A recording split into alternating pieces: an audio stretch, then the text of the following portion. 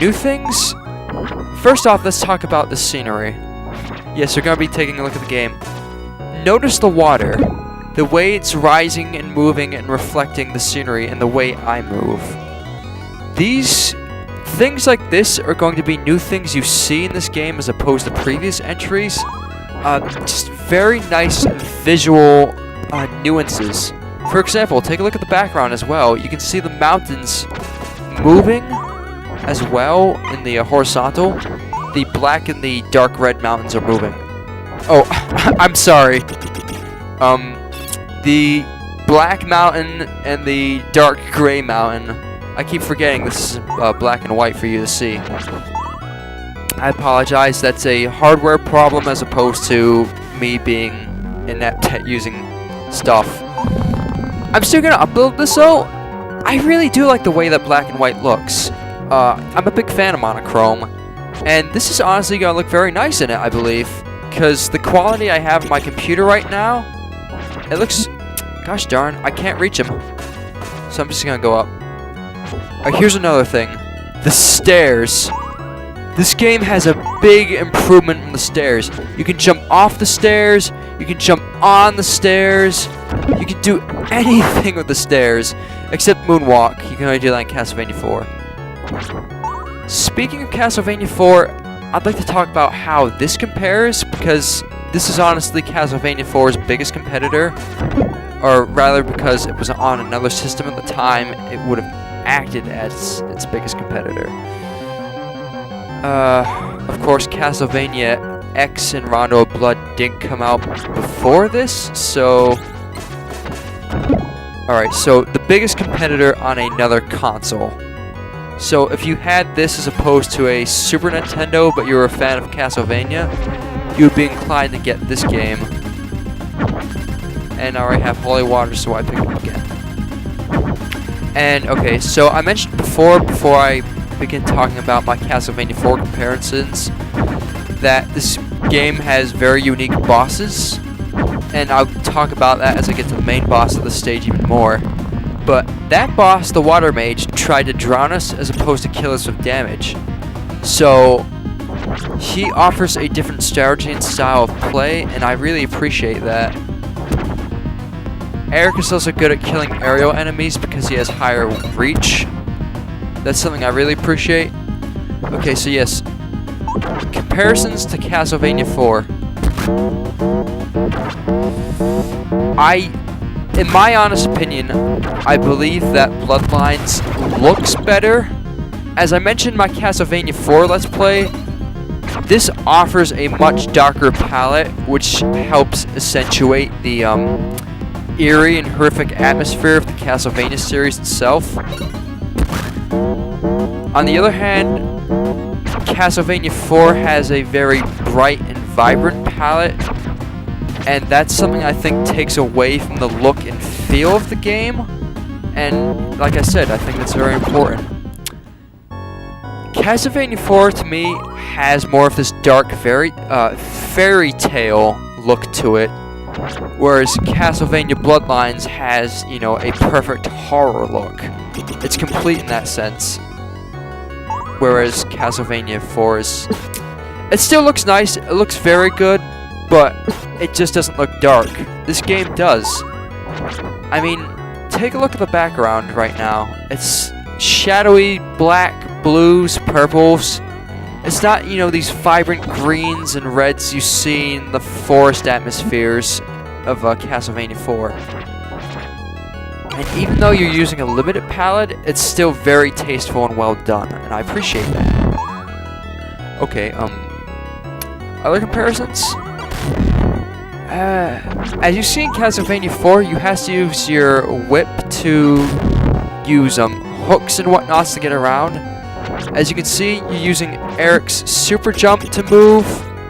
Oh shit. And you're going to use John's whip to swing as well, but these instances are few and far between, whereas Castlevania, I think, makes more liberal use. Castlevania 4 is also a longer game, so yeah, it's a longer game. This is shorter. but it does offer a lot of gameplay because you do have multiple modes and different characters to play. So I have to be careful. There we go. I'm going to take a moment to stop talking because I'm wearing out my voice. So I'll just be quiet for a bit. I'll let you enjoy the video, and I'll come back with more commentary.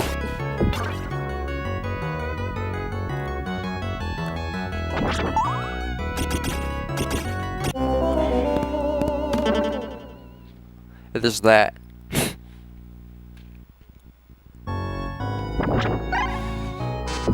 Okay, and now I'm back.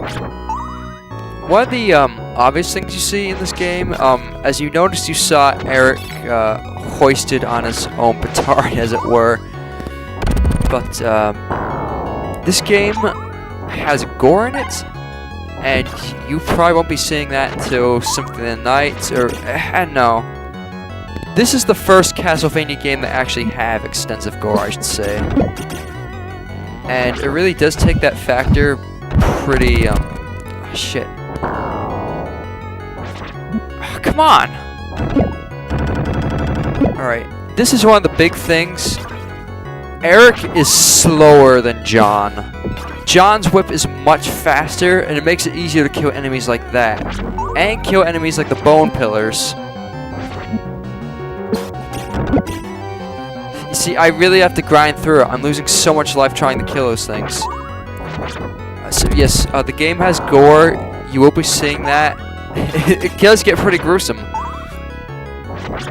Other than that, as I mentioned, Castlevania 4 has scenery that takes without the castle. I'm trying to kill this guy from a distance. There we go.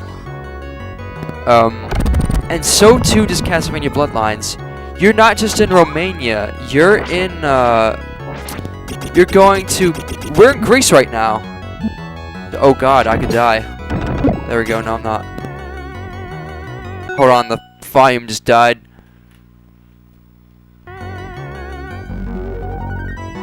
There we go, I just fixed it.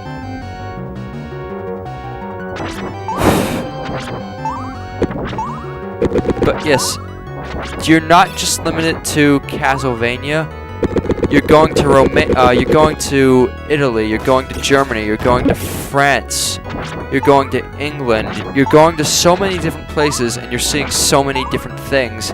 And that's something I really appreciate about this game, is that you're seeing a variety of scenery, which you don't see in later on games like Symphony of the Night or Circle of the Moon, which take place predominantly in the castle.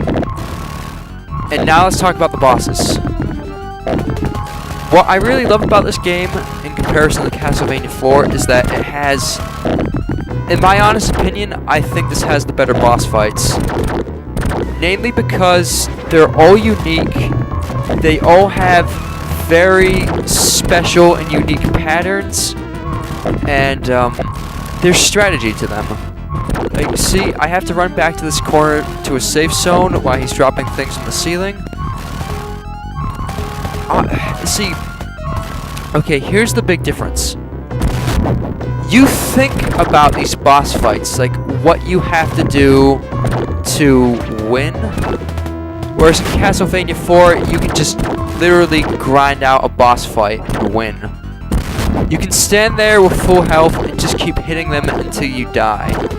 Or until they die. Either or, I guess it doesn't make a difference. So really, it's just... The bosses in Castlevania 4 are glorified enemies there to be smacked. Whereas in this game, you think about what you're doing. Where do I need to go to do something? How do I react to the boss? How do I time myself to hit them or move around them in a certain way to win? And that's what I really appreciate. Does Castlevania boss have good bosses? Yes, it does. Sorry, Castlevania 4. But I think Bloodlines overall has better bosses.